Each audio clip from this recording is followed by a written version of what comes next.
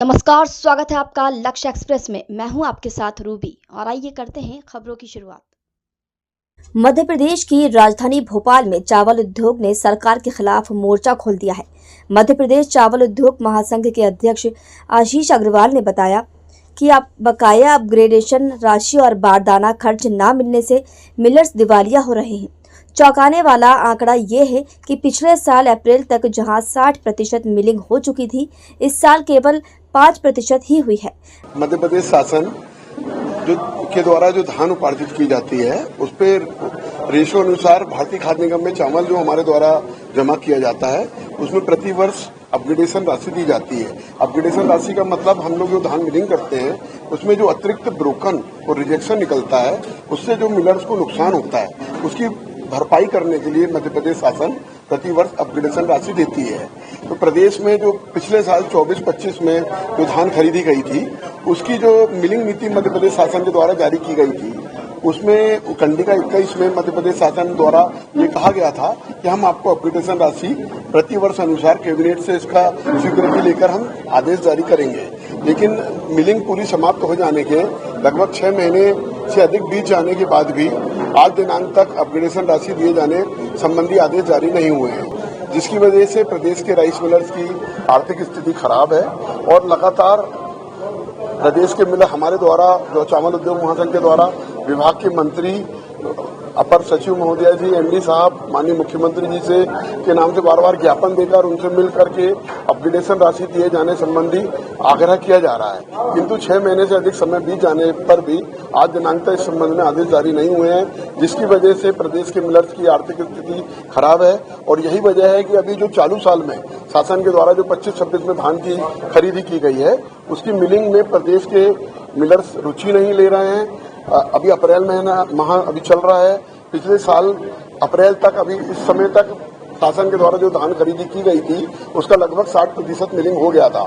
लेकिन अभी चालू साल में चूंकि शासन के द्वारा अपग्रेडेशन राशि के आदेश जारी नहीं किए गए हैं, इसलिए आज दिनांक तक केवल 5% की भी मिलिंग नहीं हुई। मध्य प्रदेश चावल उद्योग महासंघ के अध्यक्ष आशीष अग्रवाल ने कहा कि ओपन कैप में रखी हजारों करोड़ की धान बारिश में सड़ने को तैयार है, जिससे शासन को प्रतिमाह 200 करोड़ की अतिरिक्त चपत लग रही है।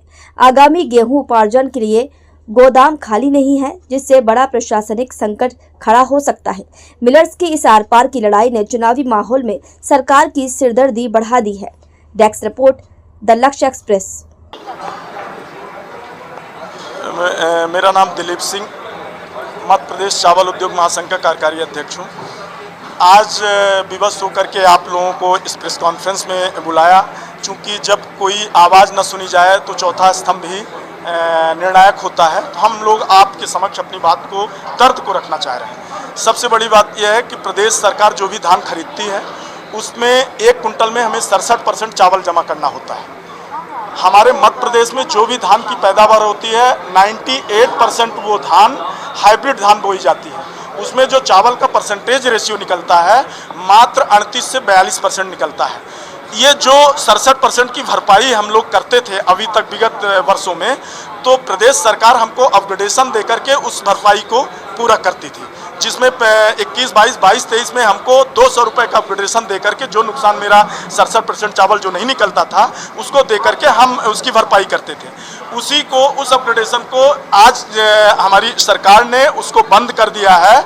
अब ये कह रही है कि ये जो 67% चावल आपको देना है वो निकलता है, हम अपग्रेडेशन नहीं दे पाएंगे। जबकि हकीकत ये है कि भारत सरकार के निर्देश पर प्रदेश सरकार भी टेस्ट मिलिंग कराई है। उनके बड़े बड़े वैज्ञानिक और रिसर्च की टीम उनके साथ उस मिलिंग में शामिल थे, जिसका मापक आया है 38 से 42%। उस मापक को भी मानने के लिए तैयार नहीं है, जिसके कारण से पूरे प्रदेश के 1400 मिलें और साथ ही 1.5 लाख लोग बेरोजगार हो रहे हैं। उन 1400 मिलों में से 80% मिलें फाइनेंस है, उनके घर गिरवी रखे हैं। अगर ये अपग्रेडेशन या इस जो 67% चावल का रेशियो का जो डेफिसिट है, अगर इसको सरकार नहीं मानी तो वो घर तक नीलाम हो जाएंगे।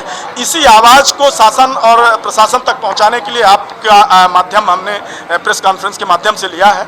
और इसमें हमारे चूँकि वरिष्ठ हमारे सहयोगी हैं मन्नू जी, ये और टेक्निकल चीज़ें कितना नुकसान हो रहा है आपको बताने जा रहे हैं। हम चाहेंगे कि आप हमारी बात को आगे